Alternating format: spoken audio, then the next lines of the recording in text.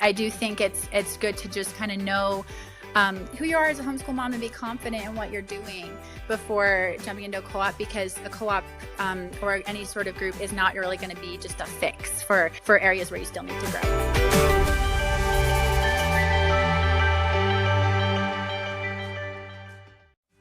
Well, hello. It is the Colorado Homeschool Podcast, where we have the privilege of interviewing homeschool experts, homeschool moms, graduates, and all of this is to demonstrate to you that you can do this. You can homeschool, you can disciple your children. So spring is around the corner and you're probably thinking about next year. Maybe you're even feeling a little burned out or a little overwhelmed by school right now. So I think you're going to love this conversation. Our guest is making you think, or at least I hope, giving you pause to ask yourself, is this program, co-op, enrichment, fill in the blanks, is this what my family needs right now? Sometimes there are too many options, and filtering the noise is what we need to do in order to refine and move forward in our own homeschool journey. So I think you're going to love this conversation, and I hope you leave encouraged and blessed. All right, well, let's get into this. We are so excited to welcome Callie Martinez. You guys are going to love her. I met her at a support group that she is a co-leader of, and she's really fantastic in encouraging homeschool families. So I think this conversation is going to be really great. But what I love about what Callie has to share today is she's a second-generation homeschool mom. She's currently homeschooling 5 of her own kids. Is that right, 5? Yes, 5. And they're from 2nd grade to 9th grade currently, so she's in the thick of it. And her whole reason for homeschooling was really birthed out of her experience as a homeschool student herself. So I am excited. I hope that you guys stick around. Callie, thanks for being here. Thank you so much for having me. I'm honored to be on the podcast. Yes, I'm so happy that you're here. I always like to interview the actual homeschool heroes in our state. And that is you, the ones on the boots on the ground, doing the work, actually in the throes of homeschooling and talking to neighbors, etc. So yay. Callie, let's talk about that first. I mentioned it in the introduction that you are homeschooling because of your experience. So what was it specifically about your experience and how did that go? Can you unpack that a little bit for us? Yeah, my mom pulled me and my siblings out of public school when I was in the 4th grade, and homeschooling really kind of became a big part of my testimony and my faith in Jesus. So when I was 1st through 3rd grade, I was just having the typical public school experience. And I know this is typical for kids because they're immature, but I was very much focused on what the other kids thought about me and not getting made fun of. And my mom even made comments about how every summer she felt like before I started school, I had such a happy personality. And every summer, my personality would kind of come back to the way it was before I started school.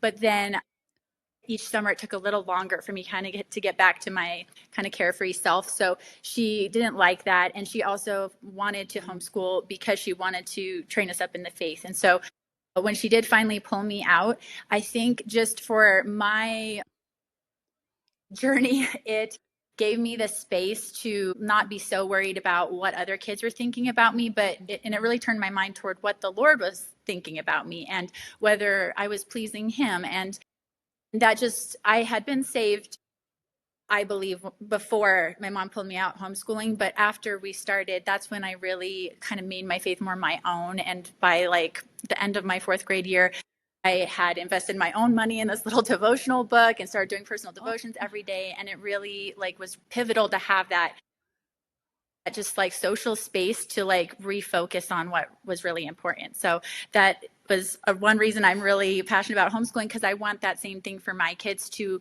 not have to be so concerned with the world, but to be able to turn their eyes to Jesus. You said a lot of great things in that introduction and explanation. One, I love that your mom kind of knew. She was like, yeah, where's my Callie at? What's going on here? Yeah. I mean, God gives us that mother's intuition, and we need to lean into that and not be afraid to act on it a lot, right? That's true. I think my mom is so brave because it was the early 90s and She didn't know a ton of homeschoolers, but she took that leap of faith herself. And I always thought she was so brave to do that. I love that. And do you have siblings? I do. I have a brother and a sister who are twins. They're 2 years younger than me. So okay. So were you the guinea pig, or did you all kind of start homeschooling from that point? We all homeschooled at the same time, but the firstborn's always a little bit of the guinea pig. So yeah. Okay. I love it. And I love your perspective on it and seeing that. The other thing that you said that I think is so beautiful is that you just needed the air to breathe, the room to breathe, to kind of settle into your relationship with the Lord. Really, that's beautiful. That was very well said. I love that the Lord has done that he used homeschooling for that. So, and that being the focus of homeschooling now, your kids are 2nd and 9th, I assume. Have you homeschooled their whole life? I have. I started homeschooling from the beginning. I always knew I wanted to after my good experience being a homeschooled student. Yeah, nice. And you live in the mountains, right? Is that correct? I do. Have you always? Yeah. I grew up here, and then when we got married, I convinced my husband to move up here, so we really love it. Okay. It is beautiful up there, but it can be isolating, right? It can be a little bit. The homeschool community is a little thinner up here. We're within driving distance of town, so we'll go down for some homeschool activities, but we've also found some great groups up here. So yeah. Okay.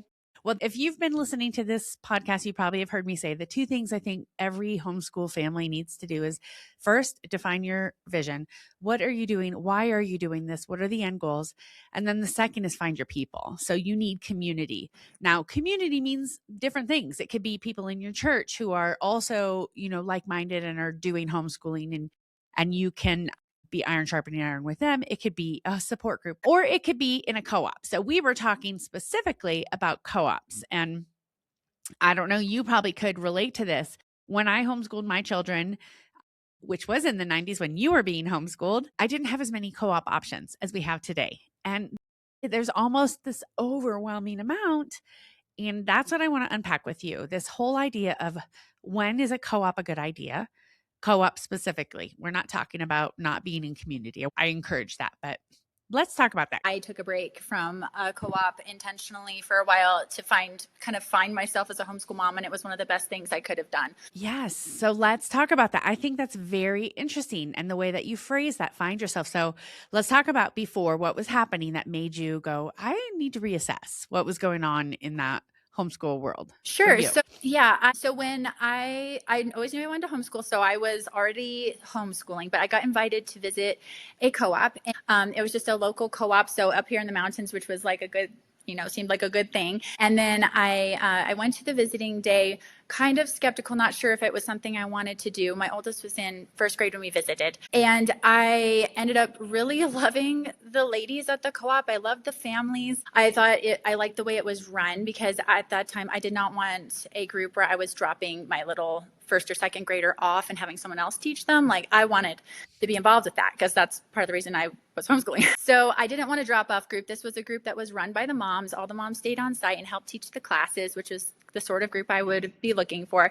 And then all the families were really theologically like-minded, and that was a big plus. So by the end of my visiting day, I was like, yes, we need to be a part of this group. It seems like such a wonderful fit. So the next year we went ahead and joined, and I will say this is not a co-op problem. This was my season of life problem, because after about a year and a half, I started to just realize that that it was just not the season to be a part of it. I was in survival mode. It kind of felt like we were always trying to keep up with whatever was going to be due for co-op.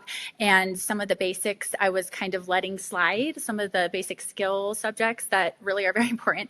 And so I just realized that I needed to cut some things out. And I was actually part of a couple other groups at the same time, like a mom's group and even a community Bible study around that time too. And I just realized that I needed to take a break. Yeah, it was too much on my schedule. Turns out to homeschool, you actually do need some time at home. It's funny because that's so relatable. I know a lot of people who just sort of outsource, and they're somewhere on Monday, a different place on Tuesday, etc. And I think there's a danger in that sometimes. But I just want to stop and emphasize what you just said. It doesn't mean the co-op is bad. Yeah. If the Lord says not now, it doesn't mean the ladies are bad, the group of ladies, or that, the Bible study, all the things that you're involved in are bad. I think that's where discernment and maturity really comes in, is figuring out, what good thing do you want me to do, Lord? Because these are all good possibilities, right? but understanding how unique it is. So you were feeling frazzled, basically, just feeling like, wow, I'm just running around. So what did you find happened when you unplugged at first? Was there resistance from your kids? So there wasn't any resistance from my kids. They were young enough. They were just going with the flow, which is great. So the next year, I cut out everything. Actually, I cut out the Bible study. I cut out the mom's group. I cut out co-op.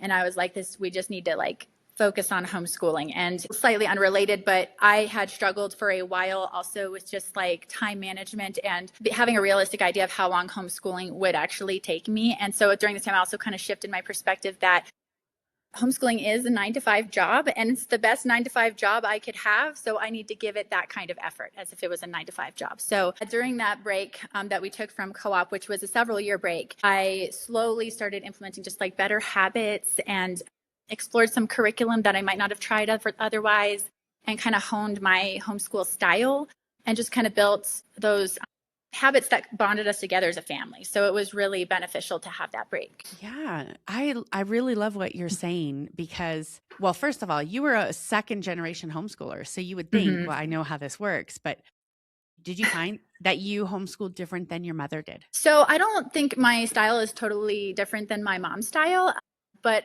I think she made it look easy.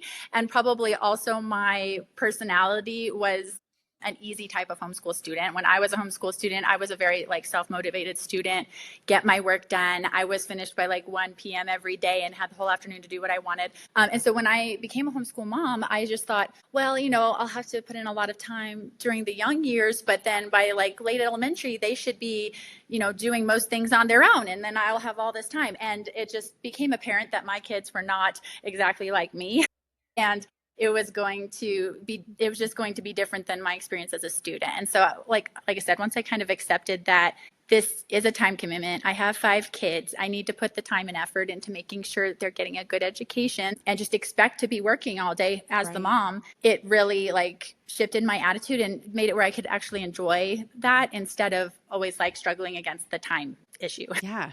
Okay, I want to unpack this because I tell people all the time, homeschooling is not, you're not going to be sitting at your desk for 8 hours. I think what you're saying, and I just want to clarify so nobody's overwhelmed, that the 9-to-5 commitment is just this is my full-time commitment. And now does it mean that I'm sitting at a desk doing, so let's unpack that. What does that look like for you to have that mindset shift? I should clarify, my children are not doing school 9 to 5, but I have things that I need to be doing more during the day. I have to be checking their work, which takes more time for me. I have to be thinking about the next week and our schedule and what I need to do to make sure the essentials happen each day. So, and even now I do not actually I don't know if I've ever actually hit a full 9 to 5 working from that solid set, but it was just the mindset of 9 to 5 is when I am going to devote my efforts to just making sure I'm doing a good job at this and not just have that expectation that I will have a lot of free time, because having that expectation was kind of setting me up for disappointment. And so once I adjusted my expectations, then if I have free time, which I do often, it's a surprise. It's great. Okay. And it's like almost anything, right? The more that you do it, the more efficient you get, the better you get. Yeah. And so there was a training period probably that it really maybe did take you all that time.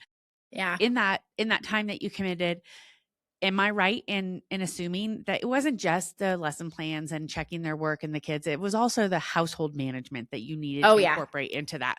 Because it's funny, I hear this all the time, homeschool families that are frustrated, they're usually not frustrated with the school. They're frustrated that the laundry is piling up, the dishes are not done. Yeah.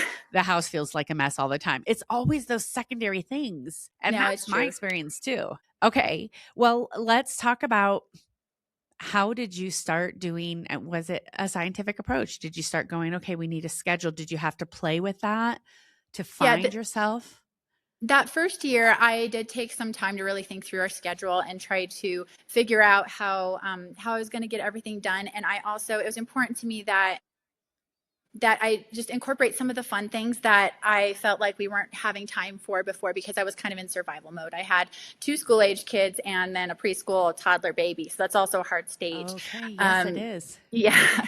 So anyway, I wanted to make sure we also weren't just, struggling to get stuff done every day or running to catch up constantly. So anyway, I planned out our week to have academic work between Monday and Thursday. And then Fridays was our fun Fridays, I called them.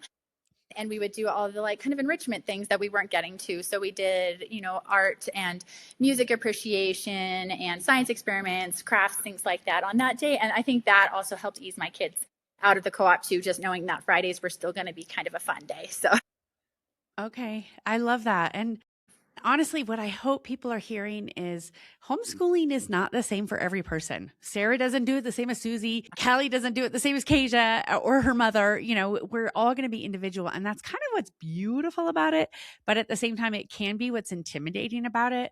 Yeah. And so I love that you gave yourself the breathing room, just like when you were a student, to kind of explore what you needed to do for your children who are different than you, for your sanity, for your household. You kind of thinking about all those things. And how long did you say that process was? It wasn't short. Yeah, no, it was definitely not perfect the first year. And I've grown every year as a homeschool mom. I think the first 3 years of homeschooling are probably the hardest. And then it starts to get a little bit better and easier. But there's always just going to be those hard seasons. So there's been lots of times where I've had to continue to adjust things and figure out how to make our routines or habits a little bit tighter so that things would run well. But it wasn't until 4 years later. So I quit the co-op when my oldest was in end of third grade. And then we finally did rejoin that same co-op when my oldest was in eighth grade. So we took a 4-year break from the co-op, and it took me all that time to kind of get to where I felt confident as a homeschool mom and good about this amount of schoolwork that we were getting done and our routines and our habits being really established to where I felt like I could add something else in. So. Yeah, you keep using that word routine and habits. Mm-hmm. Yeah. And I love that vocabulary as opposed to schedule or checklist. Sure. Would you unpack that? What did you think? What was it about creating a routine? And can you give maybe some specific examples of routines that you really tried to implement? Yeah. So one of my favorite things that we really implemented during that time was just having a regular everyday morning time and having a start time each day, because that was something during those hard years that I wasn't doing. I wasn't having a hard start time. And so it would be, 10 o'clock and I would just now be trying to get the kids rounded up for school. And that I just realized that was not serving our family very well. So we established more of a regular start time for the day. Even now it varies a little bit, but we try to get started by 8:30. And then at 8:30, we start by doing a morning time together. So we'll sit down. This is when we do our Bible together as a family. We'll pray together. We'll sing some hymns and try to work on catechism questions, though that's a habit that I'm still trying to make sure we do every time. When we have that routine and we start our day off like that, it's kind of a signal to the kids that after morning time's over, now it's time for you to get started. And so if it's at a consistent time and then we have that kind of start routine, then it's easier to just get them going in the morning. So that was one of my favorite routines that we still do really regularly. Nice. And how do you handle interruptions if things just don't go the way that you hoped they would go? Yeah, I mean, there's always the next day, right? So if you don't get to something one day, you can always roll it into the next day. But it was helpful for me to just have just those established times when we would come together as a family. So the morning time, and then also at lunchtime, we try to do a read aloud at lunchtime, and just having those set times to kind of come back together and regroup and reset kind of helps, because there's always going to be interruptions in the morning or in the afternoon or just any time. But if there's kind of set routines, it just kind of helps keep the day more on track, if that makes sense. Yeah. Yeah. I love the idea of a routine, and I would do the same thing where it was is it going to be from 9 until 9:30 we're doing X? Not necessarily, but we're starting the day with, like you said, a certain time, and we have this routine of this is what we do first, and then we go into this, and then we go into this. So we kind of all know what to expect. There's motivation to just get it done so we can move on to the things that we love. I love that. Right. So what was it about when you went back to the co-op that routine and that structure? What was the difference in that 3-4 year hiatus? Yeah. So after 4 years, I decided to rejoin the co-op, like I said, and it, I kind of knew it was a good time to come back because my kids were getting to that little bit more independent in their own work stage. That was something I was looking for, to make sure that I wasn't having to be the driver of whatever assignments they were supposed to be doing for co-op, because that was something I didn't appreciate having to do so much when they were little and it was me motivating everybody. So once they were at a little bit better place to manage their own work, that was something. But as far as like when someone should consider joining a co-op, I think that the routine, like making sure you kind of know your own homeschool style, you have good homeschool habits as the mom, is a big thing to look for. If your kids are not completely dependent on you still to drive school each day, that's really helpful. And then another thing that I have been thinking about that I think is something just to consider before you jump into a co-op is that you want the co-op to provide some benefit for your family, or there's no reason to be a part of it. But I think a lot of times people are only thinking about what benefits can we get out of this group? Like, how's this group going to help me? Whereas if you're joining a co-op, you really should also be considering what can my family and me offer this group? Like what gifts and strengths can we bring to it to help make it a success? Because with a traditional co-op, not an enrichment program or drop-off group, a traditional co-op, the moms really have to all pitch in to make it run well. And so you need to be like ready to do that. So I love the way that you phrase that too. And that's actually a biblical mindset, right? Because it's esteeming others as better than yourself and looking at it as the body of Christ. I just love the idea. And I hope that the listeners just encourage that one, this is a learning process for your kids. It's a learning process for you, getting your feet under yourself and establishing it. Even if you feel like I got this, I know this. I mean, Callie was a second generation homeschooler, had already been homeschooling. It's like, yes, of course I got this, but that may not be the case because the journey is so unique, right? And I support and encourage and love homeschool co-ops, but sometimes staying home and just doing the basics well, it's that foundation work that's going to make a big difference. That's what I'm hearing you say. Yes. I do think it's good to just kind of know who you are as a homeschool mom and be confident in what you're doing before jumping into a co-op, because a co-op or any sort of group is not really going to be just a fix for areas where you still need to grow. So it is work that you have to put in as the homeschool mom. Yeah. Yes, exactly. I love to say homeschooling is hard. It is absolutely hard, but it is a great hard. It's a worthwhile hard. And I don't know a single person who's dedicated their life to it that looks back and go, well, I wish I hadn't done that. That's not usually the case, right? Now, I wish I would have done a few things differently, but we're all in that process. So, well, thank you. Me and Callie, I love it. I hope that this gives people some consideration because this is close to the end of co-op season and you might be thinking about what you're going to do next year. So take your time to pray and ask the Lord to guide you. Do I need to be in a co-op this year? Do I need to just be home? What does he want? Because he's so good. Yeah. Well, as we close all of our interviews, we like to ask our guests for their best homeschool tip. So related to this or otherwise, do you have a good tip that you would leave us with? Yeah, I have a couple things I wanted to add in. First, I wanted to just echo what you said as far as you should definitely cover any decisions about groups that you're a part of with prayer, because if you ask the Lord to give you wisdom, he will. James says that if anyone asks for wisdom, the Lord will provide it. So if you're not sure, just ask him what you should do and he will guide you in that decision. And then as far as a homeschool tip goes, I know we kind of like briefly mentioned checklists, but my tip actually is to have a checklist. And I finally started getting more organized as a homeschool mom. I typed up a weekly checklist. So I just had it broken into Monday, Tuesday, Wednesday, Thursday, Friday. And I would just write down like the things I hoped to happen those days. And I still do that every Sunday. I'll sit down and I'll print up checklists for the kids and I'll edit it according to any events or things we have going on that week to kind of like account for those things. But just having a list of things that I can hand to my kids that helps keep them on task, but it also helps keep me on task, because when they say, oh, I'm done with school, I can say, let me see your checklist and we can make sure everything actually did happen that needed to happen. Or if there's anything that I kind of forgot that I was supposed to help them with, it's right there on the list. So I'm not going to forget it. So I actually think that's super beneficial to have a checklist. Yeah.